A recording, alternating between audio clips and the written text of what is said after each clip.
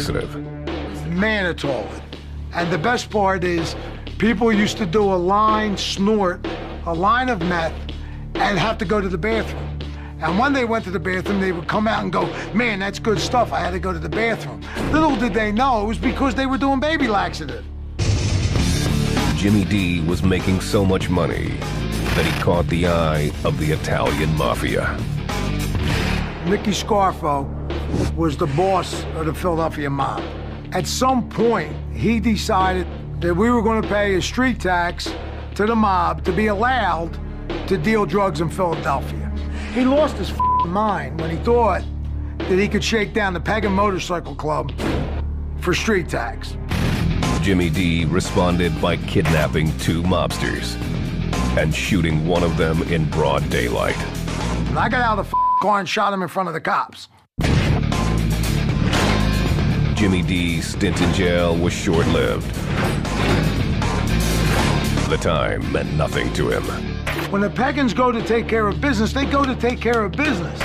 Repercussions don't matter. Results don't matter. It's brotherhood.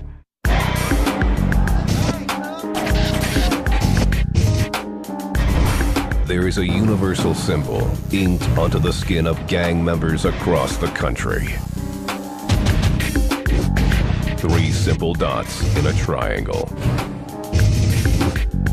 It represents the only 3 possible outcomes of gang life: prison, a hospital bed, or the grave.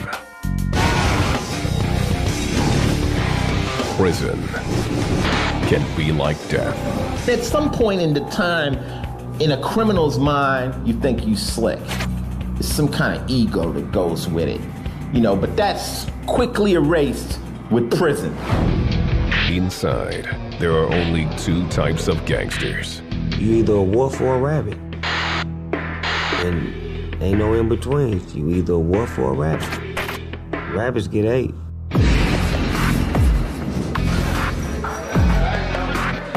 Prison life is strictly divided along racial lines. Well, in prison, the gang system is completely different than the streets. Meaning that if I got a problem with you on the streets, and I'm trying to kill you and you trying to kill me, the minute we get behind bars, that is over with. We have to become black. And it's a race thing now. These guys like to segregate themselves on this yard by race. Off to my left, you see the inmates over here. This is our white area. Over here, you'll have your skinheads. And then off to the right, you'll have your Southern Mexicans from Southern California. The Serenos is what we call them. Gangsters new to the pen need protection, and there's only one way to get it. Prison gangs are the top of the food chain. You know, in the predator world, the criminal world, prison gangs make the rules. It's a wake-up call for even the hardest individuals. I had hit the big house, but I seen some things in there and did some things in there that I didn't know I was capable of doing. I thought the wars on the street were surmountable, but the wars that were going on in prison were just as violent. Gaining membership into these gangs isn't easy. We consider ourselves to be professional criminals. We didn't take or accept rapists or child molesters or snitches or nothing like that. You had to be vicious. If you took a guy out and just butchered his ass in front of everybody, other people seen that and they didn't want it happening to them. Yet even among this dangerous group, some cons stand out. Violence got the message across, like nothing else could. You could talk till you were blue in the face. But the thing they did understand, particularly in a controlled environment where you can't get away, is violence. Most notorious convict,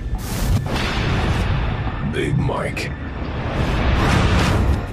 You killed a man, you cut his head off and kicked it down the walkway to instill fear in individuals. It was extreme, it was extraordinary.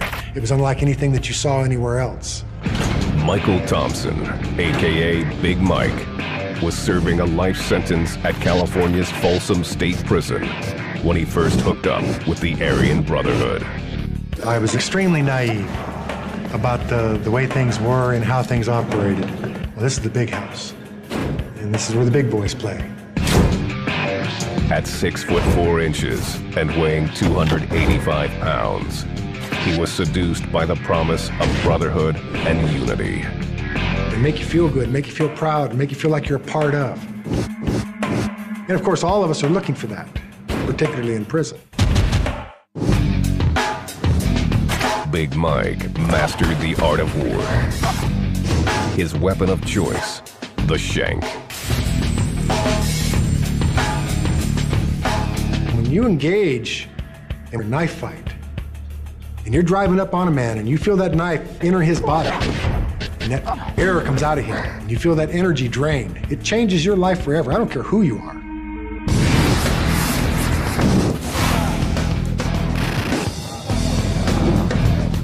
When inmates are released, they take the racial hatred they learned inside back to the streets. You're gonna have hate anywhere you go. Just because there's mansions down each side of the street doesn't mean you're not gonna find hate. Hate's all over the place. And nowhere is this hate more prevalent than with white supremacist gangs. White power! The white power movement comes in many forms. From white robes to shaved heads and combat boots. I have skinhead across my knuckles. I have Sieg Heil across my back. Different German slangs, different Third Reich symbols. Most people will not even look at me twice without pretty much pissing their pants. White supremacists believe non-Aryans are less than human. Blacks wouldn't be a problem if they didn't rape our women, sell dope to our kids, impose their culture of theft, gangs, violence. This right here is the Jew flag. Usually when we have big events, people will wipe their feet on it, spit on it, whatever they feel like doing to it. Everybody from IK, all the skinheads, we all hate Jews, so. But every movement needs a leader. I don't threaten their lives, but I don't care. If they fell down a flight of stairs and broke their neck, it wouldn't bother me. Most notorious white supremacist, Tom Metzger. I was fighting for every white working man in the country that cared about being white.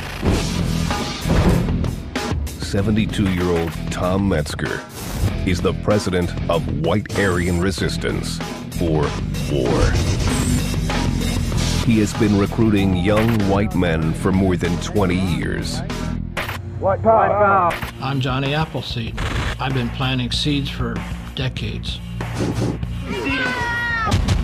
Those seeds are growing up, and they're going to grow up a lot more. Metzger is convinced the country is headed for a race war and is preparing his troops for battle. You're probably going to see revolution and civil war in your lifetime. Definitely. This country's going to go down the tube like mad. Metzger says he does not condone violence, but has no sympathy for his movement's victims. Well, violence works. Violence applied properly is effective. I don't encourage it, but I don't care.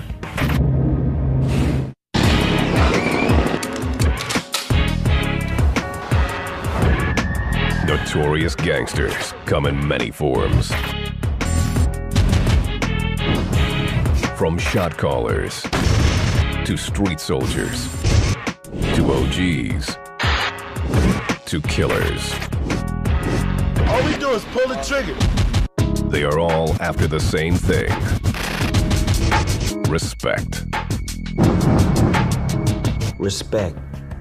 That's a small word, but it holds a lot of value. Respect can't be bought, it's gotta be earned. And the only way to earn it is the old-fashioned way. You gotta take it.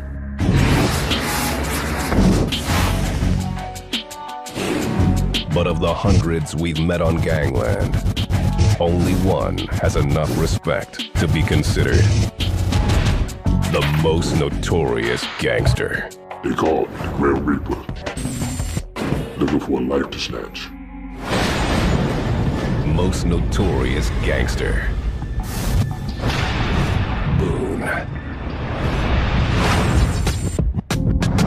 Nate Kraft, a.k.a. Boone, was a high-paid hitman for the Best Friends gang, which ruled Detroit, Michigan. Boone asked to have his identity concealed. People hear about it and they like, you see the guy that called Boone, big black bald head. Most of the time he got a hood or glasses on. If you see him, you know you did. He is responsible for 30 murders. His scars tell his story. I was set on fire, also received a shotgun blast. All this was from people that didn't like me. Boone was in his late 20s when he was recruited by the notorious Best Friends. What they were doing, it was a murder game. You only get one shot at that. There's no second chances, there's no third chances, you get one shot. Boone started doing hits for the gang, making as much as $50,000 per killing. Once you got a little taste of money, you wanted more money. You never could get enough. If you see a guy 19, or you see a guy 20 years old in a blazer with custom Louis Vuitton tops with gold rims and the car is just banging a sound system that's louder than Joe Louis Arena, you know what's going down. Boone didn't just do it for the money. He took pleasure in making his victims sweat. Most guys, I will make them suffer. They know I'm coming for them, so I'll let them know I'm coming for you. Sometimes I'll just show the guy past me, hey, how you doing? I'm not there to do you yet, but you know I'm coming. Boone's killing spree ended when he was arrested on drug charges. He cooperated with authorities in exchange for a reduced sentence. But snitching on a gang has lifelong consequences. I usually be in the hunter. Now I got people doing me, trying to do me. That feel weird because I gotta watch my back. Boone has a warning for the man who tries to take him out. They could count on one thing. You better make sure the first bullet counts. Because of that, ain't nothing gonna stop me till I get my hands wrapped around your throat and snatch it. Hopefully I'll be able to take them to hell with me. I'm not going by myself.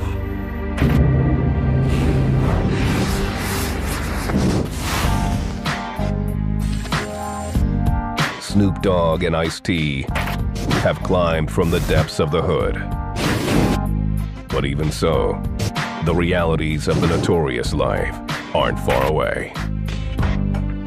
One of my boys just got killed last week. You know, so you get these calls, man. It's like, what's really going on, man? What's really going on? It's not a game, and it's not music, and it's not entertainment. It's real.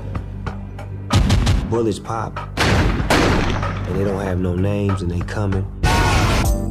Their advice for those who aspire to be the most notorious: take heed and choose wisely. In the minds of those soldiers, they feel this is a real war, you dig? And how do you stop a war? I wish I knew. I wish I knew.